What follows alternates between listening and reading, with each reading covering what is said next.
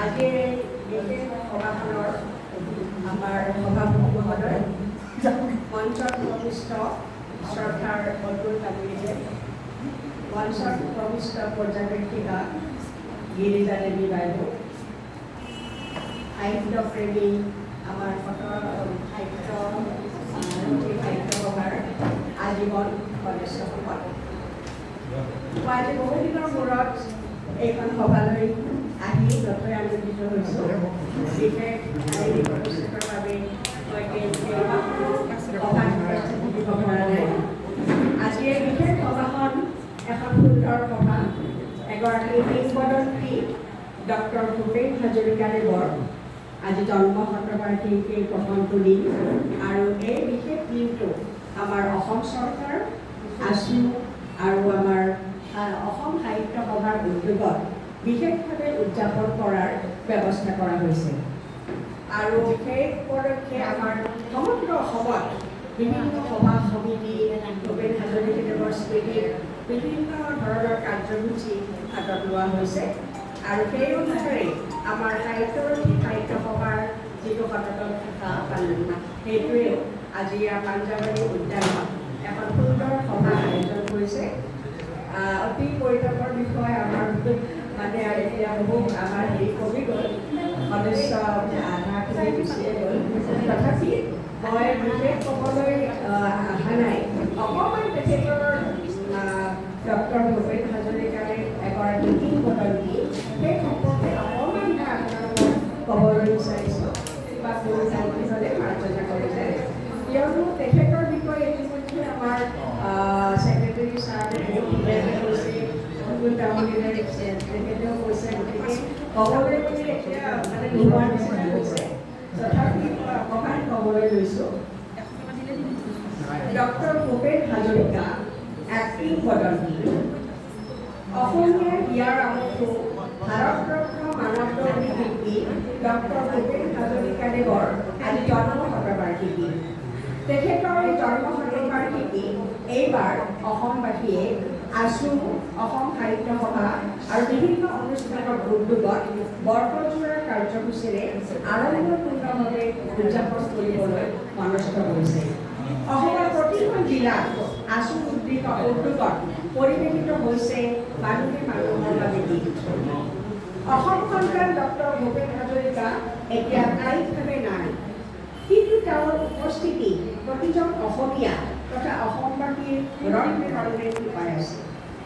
Doctor Bhupen Hazarika অবিহনে জন্মভূমি অসমৰ ৰক্ষাই ৰাখিব নোৱাৰি, সেইবুলি কৈছিল আমাৰ এগৰাকী বিখ্যাত সাহিত্যিক ডক্টৰ মামণি গোস্বামী বাইদেৱে।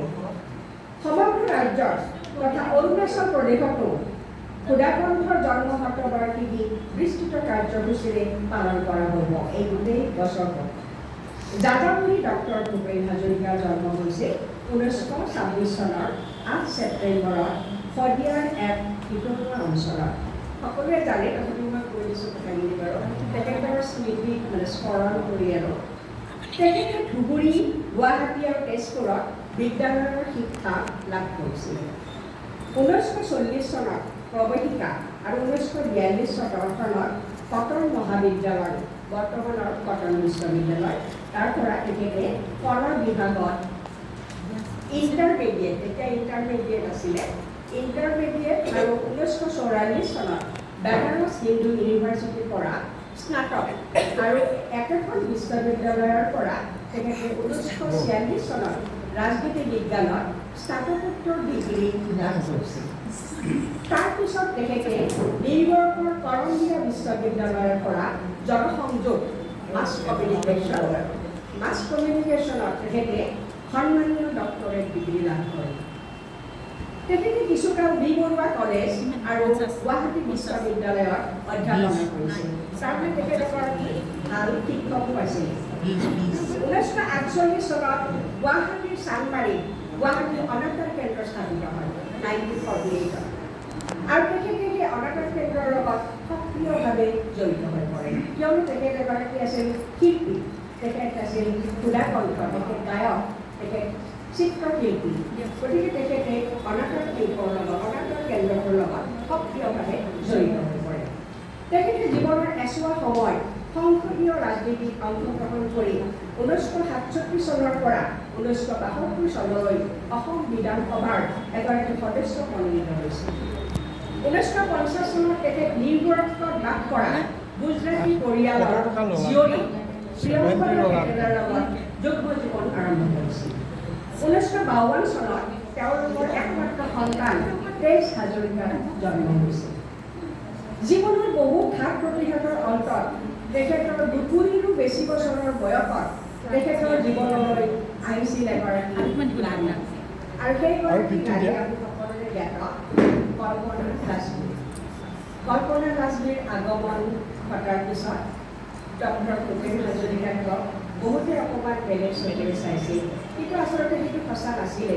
তেখেতৰ যিটো কল্পনা লাজমীৰ লগত সম্পৰ্ক, সেই সম্পৰ্কটো খুব মধুৰ আছিলে। গতিকে তেতিয়া অসমবাসীয়ে খুব কিবা ইম'চনেল হৈ গৈছিল আৰু তেখেতৰ বিষয়ে কিছুমান অকণমান মন্তব্য কৰিছিল, কিছুমান মন্তব্য।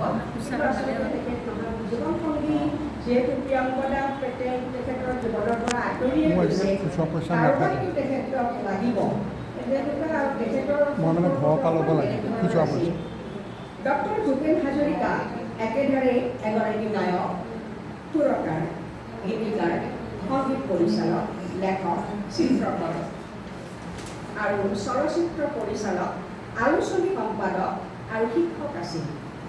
তেখেতৰ গীত আৰু ৰচনাৰাজিত মাতৃভূমিৰ প্ৰতি সমৰ্পিত ভাৱৰ উপৰিও সমাজ, সংস্কৃতি, ৰাজনীতি, শোষণ, ভ্ৰষ্টাচাৰ আদি বিষয়বোৰ অতি সুন্দৰ আৰু দৃঢ়ভাৱে প্ৰকাশ পাইছিল।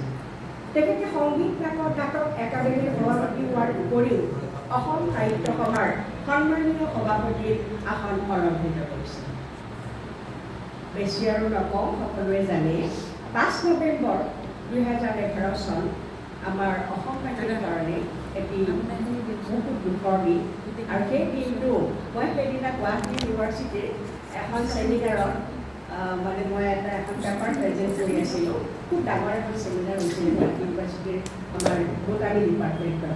আৰু তেতিয়া সেই ছেমিনাৰখনতে আমি খবৰটো পাইছিলোঁ, সেই দুখজনক খবৰটো যে অসমৰ জ্ঞান আমোদো ডক্টৰ ভূপেন হাজৰিকাদেৱৰ নাই। সেই নিশ্বাস ত্যাগ কৰিছিল তেখেতে। এই মানৱ দৰদী ব্যক্তিগৰাকীৰ মৃত্যুত অসমে হেৰুৱালে এগৰাকী সুযোগ্য সন্তান। আমি হেৰুৱালোঁ এগৰাকী মানৱ দৰদী মহান শিল্পী। আজি তেখেতৰ এই উপজা দিনটোত তেখেতৰ দ্বাৰা ৰচিত এটি গীতেৰে মই সামৰিছোঁ। সেই গীতটো মই গান নাগাওঁ বাৰু, তথাপি এটা লাইন মই অকণমান গাই দিছোঁ বাৰু। তোমাৰ দেখো নাম পত্ৰ লেখা, পত্ৰ তুমি লিখা হয়তো পুৰণা ঠিকনা তোমাৰ মনত নাই। তোমাৰ দেখো নাম লেখা, পত্ৰ তুমি লিখা হয়তো পুৰণা ঠিকনা তোমাৰ মনত নাই। হয়তো এই গীতফাঁকি তেখেতৰ অতি মৰমৰ প্ৰিয়ংকদা পেটেলৰ কাৰণে লিখিছে। নমস্কাৰ।